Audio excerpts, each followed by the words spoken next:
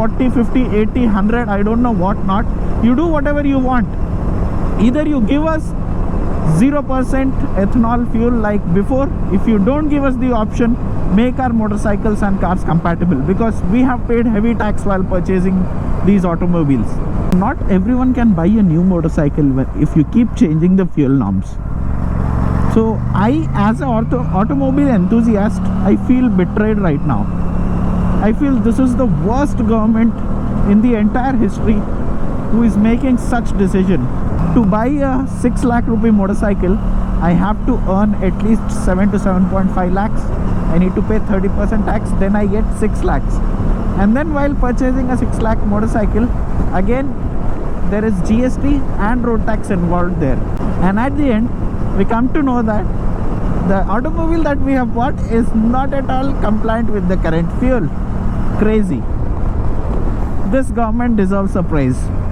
Hey guys, welcome back to my channel. In this video, I am going to talk about a super important topic, which is the E20 norms which is going on here in India, and why it is an absolute horrible time to be an automobile enthusiast in India, and what are the options that we have, what the government needs to do, what all things people who are motorcycle enthusiasts are facing because of the norms which the government has introduced. I am going to talk about everything in this video, and whether you should purchase a new motorcycle, used motorcycle, what kind of a motorcycle it should be, and what steps I recommend to the government in order to control this hype going on for the E20 and higher blends here in India. So you don't want to miss any part of this video, and hence let's get started with the video.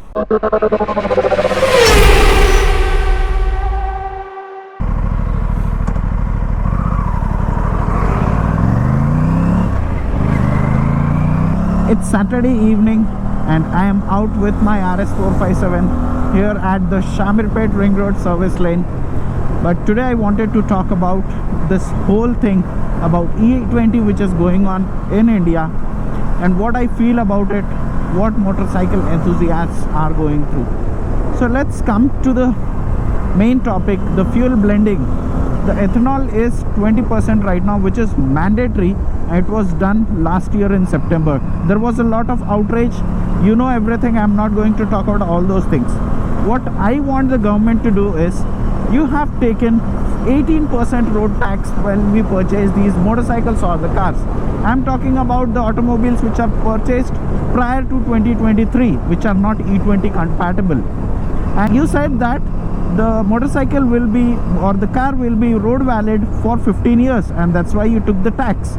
But now after 3 to 4 years, the automobile is not compatible with the fuel, because the motorcycle or the car, it is made for either 0% or 10% ethanol, but we are forced to buy the 20% ethanol, which will damage the fuel injection system, which can damage the tank, corrode the materials, and also damage the fuel lines.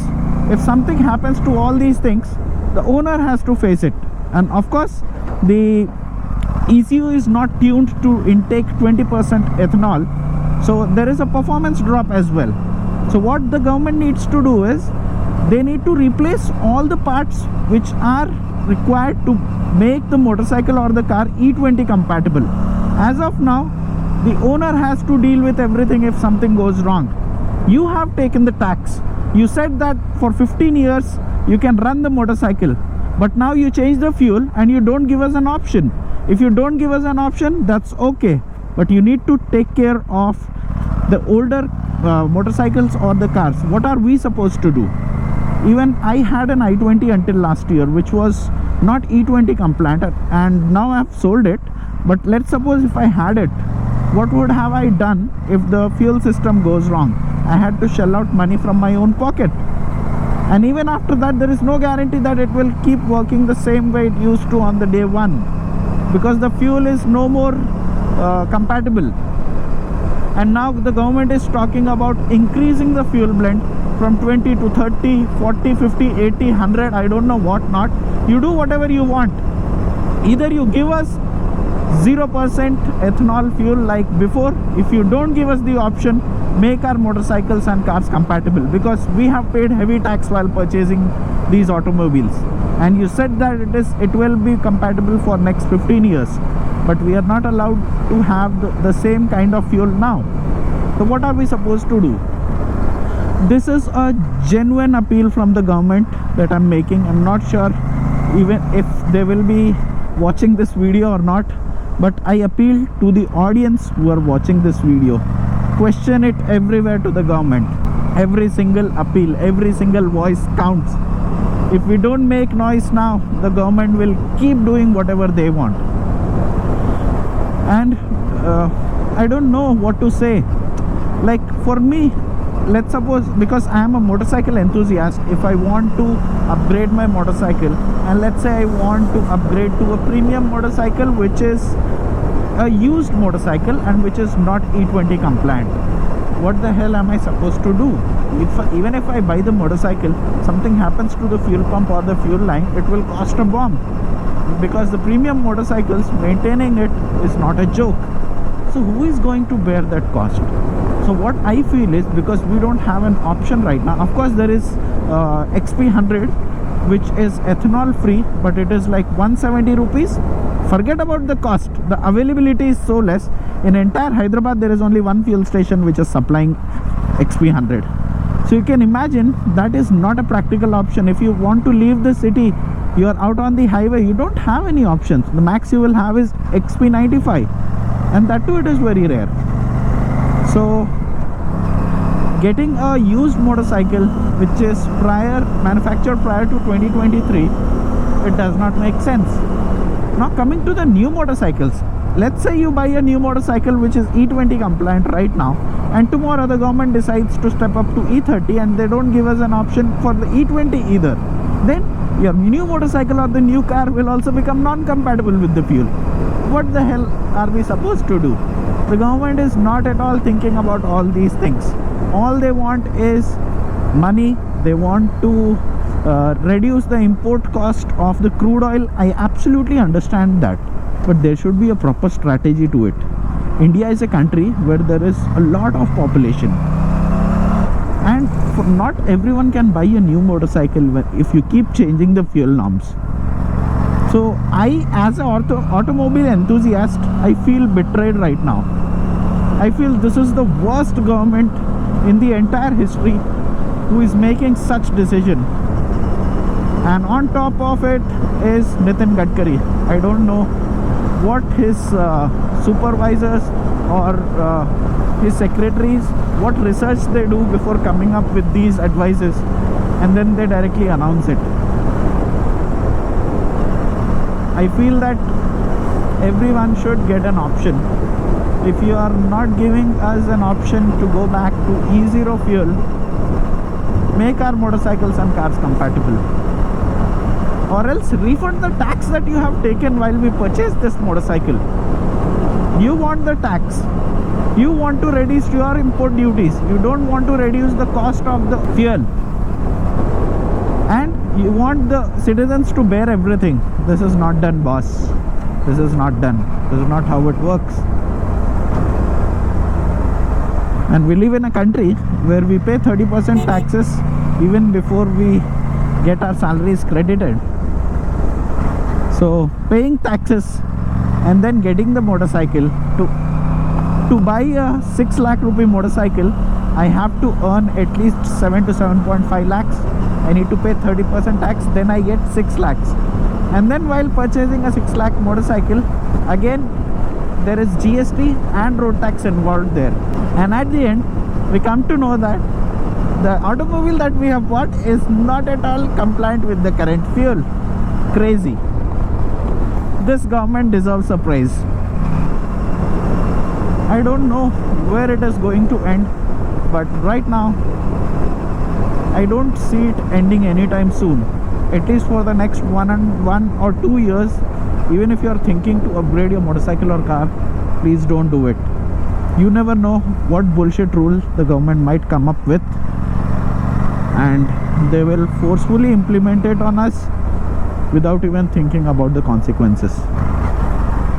As of now, my RS457, it is E20 compliant because I purchased it in 2024. But that doesn't mean we should not have an option, because there are hell lot of people, those who have their motorcycles or cars manufactured before 2023. I feel so sorry for them, and I will be in the same place if the government decides to step up to E30. And what will I do? Eventually even I will have to end up selling this motorcycle.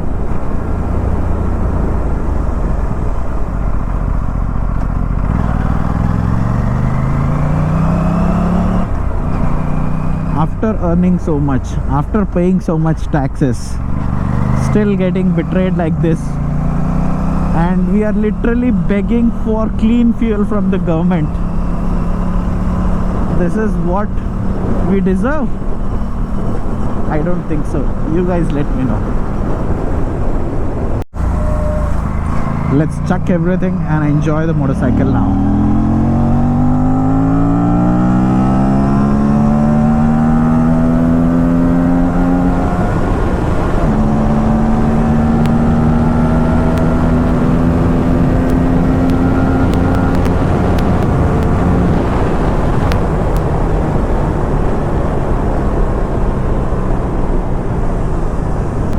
Absolutely love the 457. The way it pulls, it still gives me goosebumps.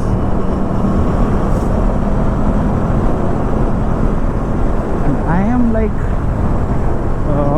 20 kilometers away from my home. I forget to set the Google Maps. It is set to somewhere else, and it is constantly diverting me. But from last 3 to 4 days, the weather is super cool. No sunlight at all. But it is not raining. That's a bad sign, but good weather for riding your motorcycle.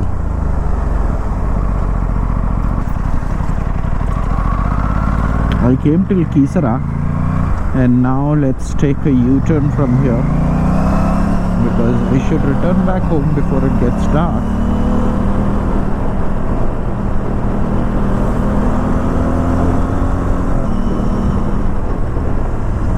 I'm taking a different route to go back home.